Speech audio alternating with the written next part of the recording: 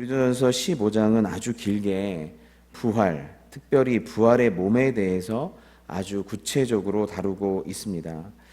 사실 우리가 현대에서 몸에 대해서 관심을 가지게 된 게 그렇게 오래되지가 않았습니다. 고대 시대부터 근대에 이르기까지 사람들은, 특별히 지식인들은 몸보다는 이성, 지식, 진리, 형이상학을 추구했고, 몸은 이에 비해서 아주 천시했고 또 탈출해야 될 어떤 감옥 같은 것으로 대우했습니다. 그러나 현대에 이르러서는 몸의 건강, 몸의 외적 아름다움을 가장 최우선에 두고 있습니다. 그래서 오늘날은 정반대로 몸이 과도하게 숭배를 받고 있는 시대에 살고 있습니다. 그래서 이런 부분에 있어서는 또 다른 균형이 필요할 것 같습니다. 그런데 몸을 경시하던 시대, 초대교회는 거의 유일하게 그렇게 몸을 경시하는 시대에서 인간의 몸이라고 하는 것은 하나님의 형상에 속해 있는 것이고, 그리고 예수 그리스도의 부활과 같이 부활할 것이고, 또 성령께서 우리 몸 안에 거하시게 되는, 그래서 우리는 성령의 전이 된다라고 얘기를 하고 있어요. 그러니까 이 몸 안에 삼위일체 하나님의 그 어떠함을 담아놓고 있는 것이죠. 우리의 몸은 하나님의 형상이고 예수님처럼 부활할 것이고 성령이 이미 우리 안에 거하시는 것, 그러한 형체를 가지고 있다. 그래서 여러분, 우리가 천국에서 영과 혼만 둥둥 떠다니면서 살 거라고 하는 그런 착각을 하시면 안 됩니다. 천국에서는 반드시 몸을 입고, 이 몸이라고 하는 게 감각체거든요. 행복을 느낄 수 있는, 대화를 할 수 있는, 존재를 하나의 독립적 존재가 되게 하는 그 몸을 입고 영과 혼을 가지고 몸을 가진 그러한 전인격적 통일체로서 천국에서 서로와 관계를 맺게 되는 것이죠. 그래서 이 부활의 몸을 입을 것이다라는 것이 지금 얘기를 하고 있습니다. 그러면 이 부활의 몸은 뭐가 다르냐라는 얘기를 할 건데, 35절에 누가 묻기를 죽은 자들이 어떻게 다시 살아나며 어떠한 몸으로 오느냐. 이게 되게 똑똑한 질문인 것처럼 얘기를 하는 거예요. 죽은 자들이 어떻게 살 거냐, 죽은 자들의 부활의 가능성, 그리고 그게 어떠한 몸이냐, 부활의 성질, 그 형체는 어떠한 형체일 거냐.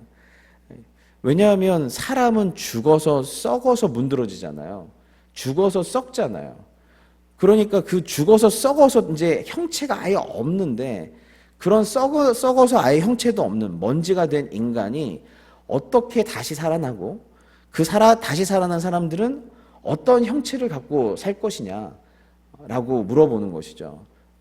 굉장히 똑똑한 질문이라고 생각했겠지만 바울은 뭐라고 얘기했냐면 어리석은 자다. 그 질문은 아주 어리석다. 왜냐하면 이것에 대한 답은 이 자연 만물을 보면 쉽게 알 수 있다, 이런 거예요.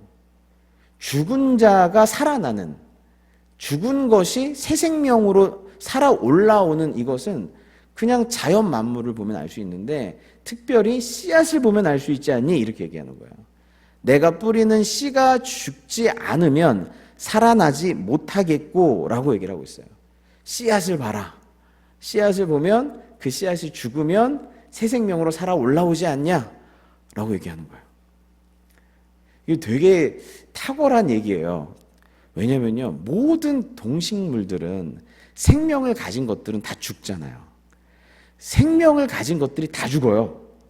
생명을 가지고 있는 것들이 계속 살아있는 게 없어요. 생명을 가지면 다 죽어요. 그리고 죽어서 없어져요. 뭐 비료가 되든 썩어서 거름이 되든 모든 생명이 있는 건 죽어서 없어지는데, 씨앗은 죽어야 살아요. 씨앗은 죽으면 새 생명과 새 형체로 올라와요. 왜냐하면 이 씨앗 안에는 뭐가 있어요? 생명의 약속이 있기 때문에 그래요. 씨앗의 형체는 다 비슷비슷해 보이고 아주 작은데, 어떤 씨앗을 심으면 콩 심은 데 콩 나고, 팥 심은 데 팥 나고, 나무가 되기도 하고, 그러니까 이게 이 씨앗 안에 어떤 생명의 약속이 있는 거예요. 그러니까 모든 것들은, 살아있는 것들은 죽지만 생명의 약속을 품은 것은 그것이 죽으면 살게 되는 거예요. 생명의 약속이 있으면 썩어서 없어지는 것이 아니라 새 생명과 새 형체로 살아 올라오는 거예요. 그래서 45절에 이런 말씀이 있죠. 기록된 바 첫사람 아담은 생명이 되었어요. 하나님이 주시는 생명을 받아서 생명이 됐어요. 그런데 하나님이 주신 그 생명을 받아서 생명이 됐는데 죄로 인해서 그 영원한 생명이 빼앗겼어요. 죽음이 들어왔어요. 그런데 마지막 아담은 뭐가 됐어요? 살려주는 영이 됐어요. 마지막 아담은 예수님이죠. 예수님은 우리에게 뭐예요? 생명을 주시는 분, 생명의 원천. 요한복음에 보면 그 안에 생명이 있으니 이 생명이 곧 사람들의 빛이라 이랬어요. 예수님 안에 뭐가 있대요? 생명이 있대요. 예수님은 생명을 주시는 분이래요. 그 얘기는 예수님은 자기 자신을 생명의 약속으로 주시는 분이시라는 거예요. 그래서 예수님이 있으면 내 안에 뭐가 있는 거예요? 생명의 약속이 있는 거예요. 생명이 있고 생명의 빛이 있고 생명의 약속이 있어서 예수님을 품고 죽는 사람은 어떻게 해요? 새 생명으로 살아요. 죽지 않아. 우리가 어떻게든 안 죽으려고 그러죠. 기독교는 그게 아니에요. 죽는 거예요. 뭘 품고? 예수님의 생명을 품고, 예수님을 품고, 예수님의 약속을 품고 죽어야 그 씨앗이 막 터지고 껍질이 벗겨지고 그래서 흙 속에서 완전히 죽어야 새 생명으로 나도 못 알아볼 정도의 나로 살아서 올라오는 것인 줄 믿습니다. 그러니까 여러분, 그 어떤 것보다도 예수님을 전하는 거, 예수님을 비추는 거, 예수님이 그 안에 생명의 약속으로 들어가게 하는 거, 이것만큼 소중한 게 없는 거예요. 이것만큼 귀한 게 없는 거예요. 다른 건 다 썩어지고 없어질 것들이에요. 예수님의 생명이 내 안에 있어서 그 생명의 약속이 나타나셔야 돼요. 그러니까 뭐 부활이 없다고 하는 사람들에게 아니, 생명의 약속을 품고 죽은 씨앗이 열매를 맺듯 아름다운 식물이 되듯 우리도 예수 그리스도의 생명을 품고 있다면 새 생명으로 살아 올라올 것이다 라고 말하는 줄 믿습니다. 예. 그러면서 우리 너무 친절하게도 새 생명, 이 부활의 몸이 어떠한 형체를 입을 건지를 잘 설명해 줘요. 오늘 말씀에서 여러분이 꼭 기억해야 될 건데 같이 한번 읽겠습니다. 시작. 죽은 자의 부활도 그와 같으니 썩을 것으로 심고 썩지 아니할 것으로 다시 살아나며 욕된 것으로 심고 영광스러운 것으로 다시 살아나며 약한 것으로 심고 강한 것으로 다시 살아나며 육의 몸으로 심고 신령한 몸으로 다시 살아나나니 육의 몸이 있은지 또 영의 몸도 있느니라 라고 되어 있어요. 심고 살아나며 심고 살아나며 심고 살아나며 이게 총 4번 강조되고 있어요. 그러니까 우리 몸이라고 하는 게 씨앗처럼 예수의 생명을 품고 심어진다는 거예요. 그 얘기는 그 몸으로 살다가 죽는다는 거예요. 그런데 예수의 생명을 품고 죽은 이 육체가 뭘로 다시 살아나고 뭘로 다시 살아나고 뭘로 다시 살아나고 그래서 죽어져야 될 육체와 다시 살아날 부활의 형체가 어떻게 대조가 되는지를 4가지로 보여주고 있어요. 4가지로. 근데 우리의 육체는 어떤 것이래요? 썩을 것이래요. 썩을 것으로 심고 썩지 아니할 몸으로 부활한대요. 그러니까 우리의 육체는 결국 어떻게 된다는 거예요? 썩을 몸이라는 거예요. 노화가 된다는 거예요. 부패가 된다는 거예요. 소멸한다는 거예요. 썩어지는 육체라는 것이죠. 그 얘기는 뭐냐면 이 육체는 무엇의 지배를 받는다? 세월의 지배를 받는다는 거예요. 아무리 새 거라도요, 그게 10년, 20년 지나면 다 어떻게 해요? 골동품이 돼버려요.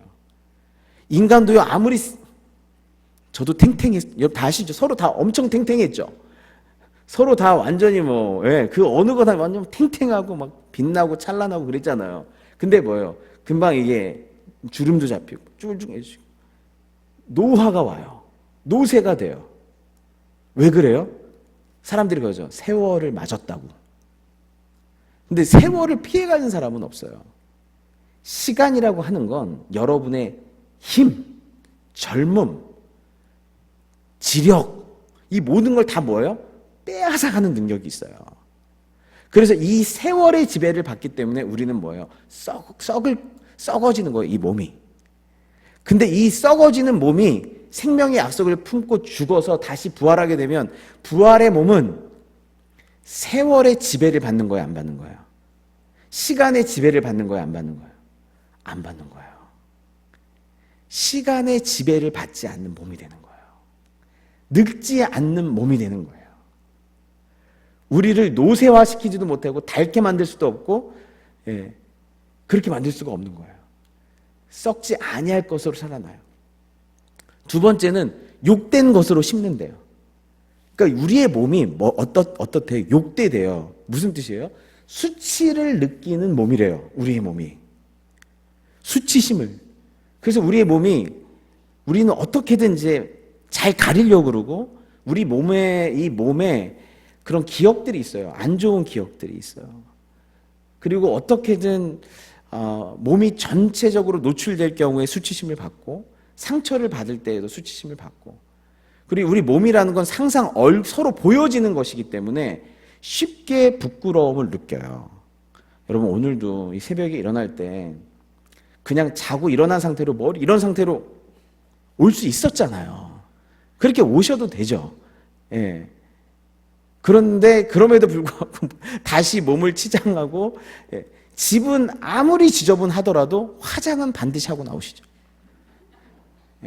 화장을 너무 이쁘게 했는데 방은 들어가 보면 초토화되어 있잖아요. 제가 딸들을 키우면서 여성에 대한 환상이 다 깨졌어요. 저는 제가 사춘기 때 막 지저분했기 때문에 우리 그 친구들은 다 막 깔끔하고 좋은 향기도 나오고 그런데, 여성들의 방이 더 지저분한 걸 내가 알게 됐어요. 와, 대단하셔 정말. 대단하셔. 근데 딱 나왔을 때는 뭐 세상에 그렇게 백의 천사가 없어. 자기는 막 깔끔하게 해요. 근데 방은 초토화돼 있어.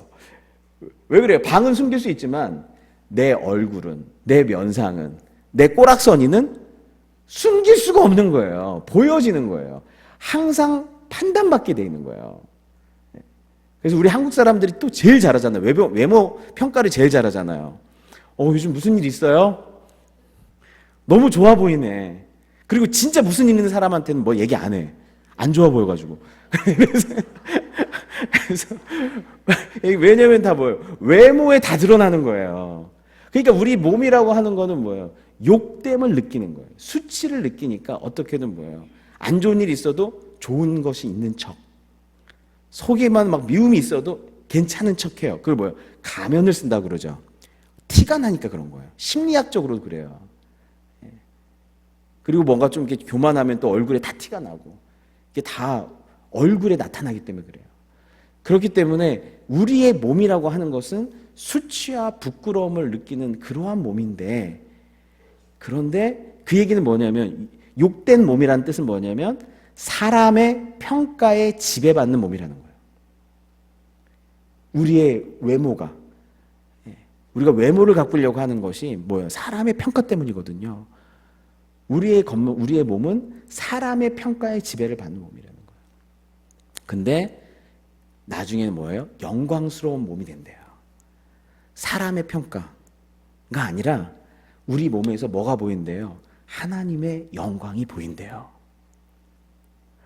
하나님의 선하심이 보인대요. 다스리심이 보인대요. 사랑스러우심이 나타난대요. 그러니까 우리의 몸으로 하나님의 영광스러움, 그 하나님의 미소, 하나님의 사랑스러우심, 하나님의 기쁨, 하나님의 평강이 그 얼굴에, 그 몸에 나타나는 거예요. 하나님의 여유로우심, 하나님의 미소. 그래서 서로가 하나님의 영광을 반사하는 몸이 되는 거예요. 다른 감정을 느낀다는 거예요, 몸에서. 그리고 다른 감정을 느끼는 그 감정이 얼굴에 티가 난다, 안 난다? 난다는 거예요. 우리의 몸은 감정의 거울이에요. 감정을 드러내요. 그런데 우리의 몸에서 하나님의 영광스러운 감정을 느껴서 그 감정이 나타난다는 거예요. 예. 그 세 번째, 우리 몸이 뭐래요? 약한 몸이래요. 몸이 약해요.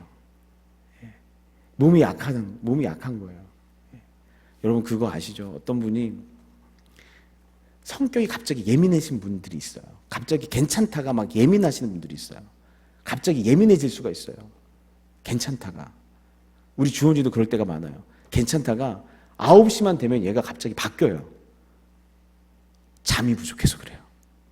그러면 제가 이걸 설명해 줄다, 너 이건 이렇고 이런 거 설명을 안 해줘요. 그냥 9시만 되면 자! 빨리 자빠져 자!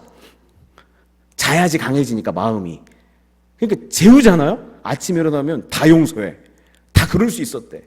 그런데 9시만 넘으면 용서를 못해, 사람을. 한 사람도. 다 걸썩으려고 그러는 거예요. 여러분 배고파 보세요. 그렇게 성격 좋고 쿨한 분도 배고프면 민감해지고 예민해져요. 민감하고 예민해져요. 하루는 제가 정말 아내한테 정말 화가 나는 일이 있었어요. 근데 이 화는 내가 웬만하면 금방 안 풀리라. 그랬더니 저희 아내가 내가 그것 때문에 내가 화가 나고 그랬는데 저희 아내가 아무 말도 안 해요. 그냥. 그러더니 갑자기 된장찌개랑 제육볶음을 해서 나한테 준 거야. 배고프니까 어때? 내가 안 먹을 거야 하다가 너무 배고파서 먹었어요. 먹는 순간 화가 다 풀렸어. 웃음이 얼굴에 웃음이 오는 거예요.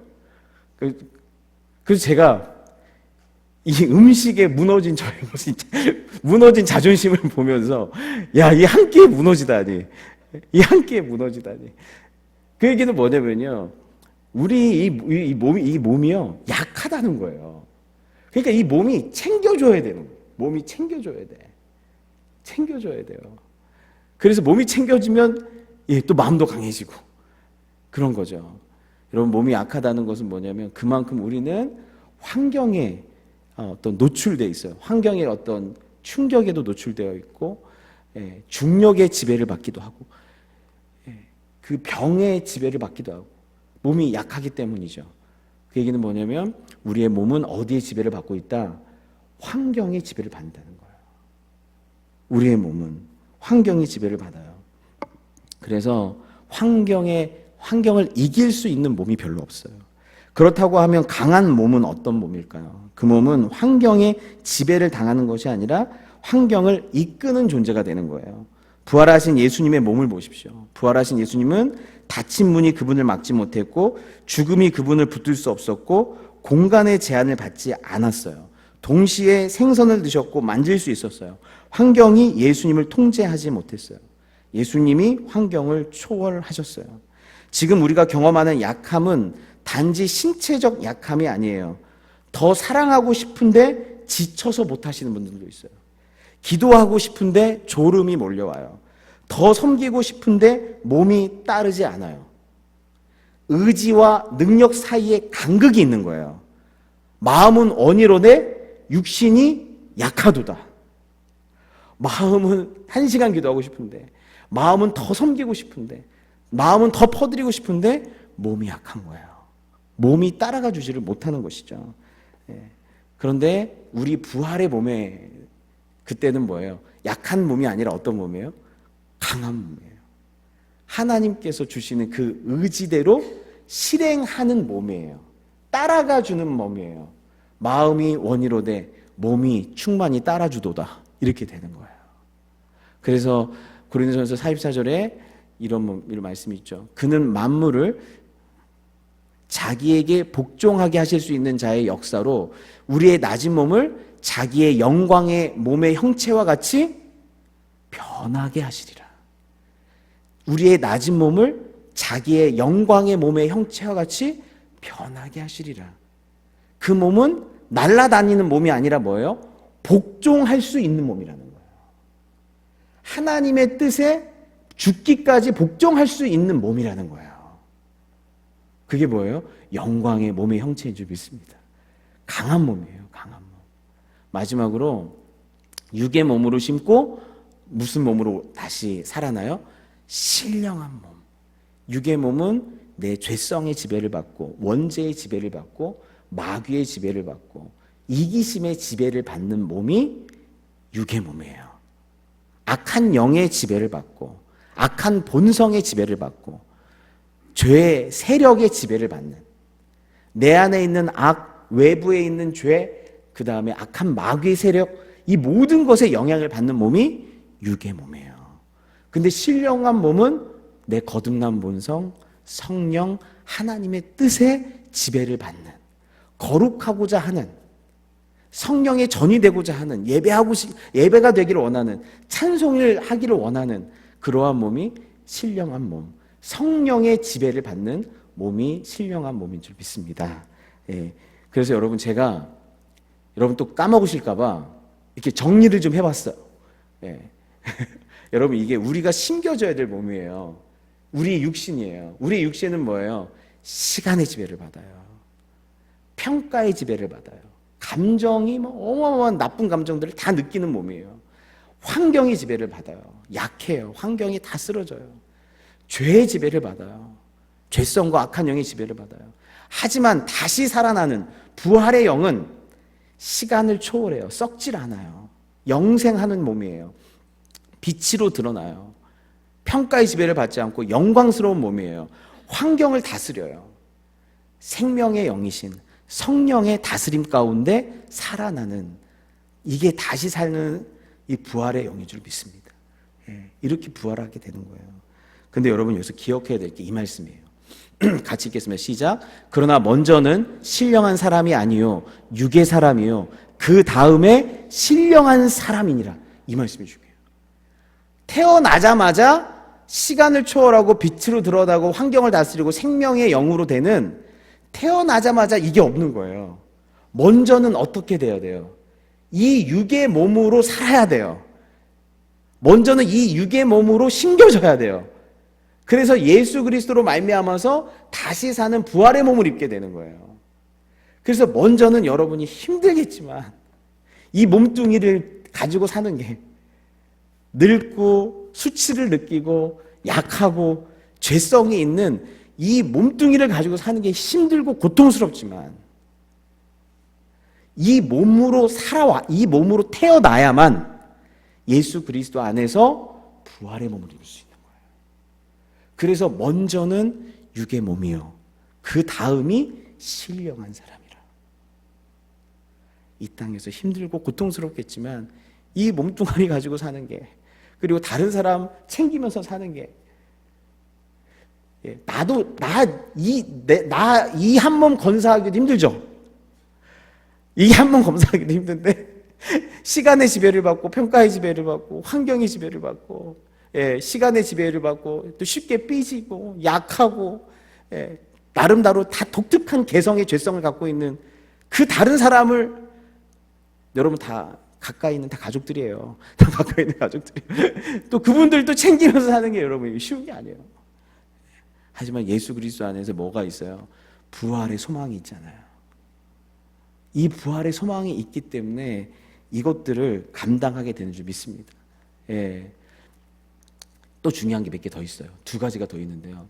46절에 같이 읽겠습니다. 시작. 보라, 내가 너희에게 비밀을 말하노니 우리가 다 잠잘 것이 아니요 마지막 나팔에 순식간에 홀연히 다 벼라내리니 나팔 소리가 나매 죽은 자들이 썩지 아니할 것으로 다시 살아나고 우리도 변화되리라. 이렇게 돼 있어요. 마지막 나팔 소리가 딱 울릴 때 우리의 몸이 부활체로 변화되는데, 어떻게 변화되냐면 순식간에 홀연히 다 변화된다. 이렇게 돼 있어요. 차례대로 순서표 뽑아서 일찍 죽은 순서대로가 아니라 어떻게 해요? 나팔이 부르는 그 순간에 순식간에 홀연히 다 변화된다. 이 순식간에라고 하는 건 더 이상 쪼갤 수 없는 단위의 순식간이에요. 그러니까 어떤 순간에 뭐가 끼어들어올 수 있잖아요. 근데 이건 쪼갤 수 없는 단위의 순식간이기 때문에 그 어떤 것도 중간에 치고 들어올 수 없을 만큼 빠른 순간이라는 뜻이에요. 중간에 뭐가 못 들어와요. 마귀가 뭘 할 수가 없어요. 그렇게 빨리, 그리고 홀연히는 눈 깜짝할 새라는 뜻이에요. 그렇게 빨리 변한다는 거예요. 빠르게 변한다는 거예요. 여러분, 저희가 이 말씀에 제가 되게 은혜를 많이 받았어요. 여러분, 우리가 부활체를 입잖아요. 우리가 정말 살면서 느끼는 게 어릴수록 아이들이 금방금방 변하거든요. 어릴수록. 그런데 나이가 들수록 사람이 진짜 안 변해요. 목사님, 저는 진짜 어린아이 같아서 요즘도 말씀만 들으면 바로 변합니다. 기도만 하면 바로 변합니다. 아멘 하는 순간 변합니다. 하는 사람 강팍하죠. 진짜 나이가 들수록 안 변해요, 사람이. 근데 여러분, 왜 그럴까요? 우리가 왜 안 변할까요? 우리 몸과 마음이 뭐의 지배를 받아요? 시간의 지배를 받고, 평가의 지배를 받고, 환경의 지배를 받고, 죄의 지배를 받고 있기 때문에 쉽게 안 변하는 거예요. 근데 여러분, 우리가 부활체를 입잖아요.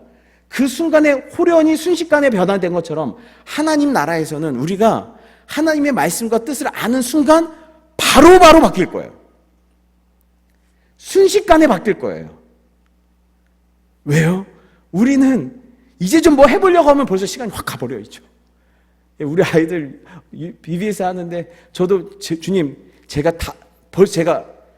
다음 세대로서 하나님 나라에서 하겠습니다 했는데 벌써 다음 세대가 돼버렸어. 내가 다음 세대였는데. 시간이 이렇게 빨리 가요. 다른 사람들의 평가가 누가 나를 어떻게 생각하느냐 때문에 또 안 바뀌어요. 다른 사람 평가에 맞추려고 안 바뀌어요. 환경이 지배를 받아서 안 바뀌어요.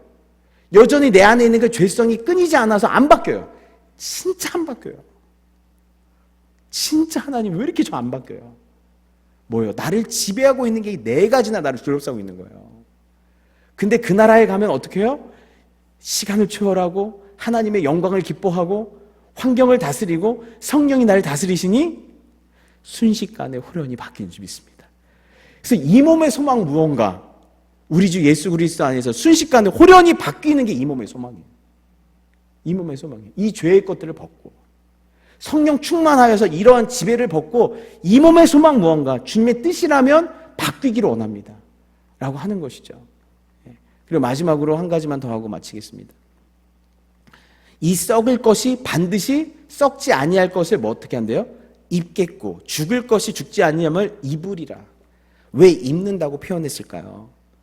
죽고 완전히 달아나면 씨앗인데 예를 들면 다른 나무가 됐어요. 씨앗인데 다른 식물이 됐어요. 서로 완전히 다르죠. 하지만 원래 씨앗과 이 나무는 똑같은 거죠. 나라는 사람이 뭘 입었어요. 나는 난데 완전히 다른 나예요. 이 뜻은 뭐냐면 새로운 부활체는 임체형은 임체형인데 진짜 다른 임체형이에요. 근데 진짜 다른 임체형인데 원래 임체형이에요. 그 과거와 내가 분리되어 있지 않지만 완전히 새로워요. 그래서 그걸 입었다라고 표현하는 거예요. 그래서 이 모든 것들을 다시 정리하면 한 6개가 나오는 거예요. 둘레 6개 정도 나오죠. 그래서 우리가 뭘로 심어요? 시간의 지배를 받고 평가의 지배를 받고 환경의 지배를 받고 죄의 지배를 받고 잘 안 변하고 정체성, 나는 없어지는 거 아니야? 이런 염려가 있는데 이 부활의 몸은 시간을 초월하고 빛으로 드러나고 환경을 다스리고 성령께서 역사하시고 순식간에 바뀌고 분명히 나는 난데 옛날의 내가 아닌 혁명적 변화들이 일어나는 것입니다. 그러면서 이렇게 해요.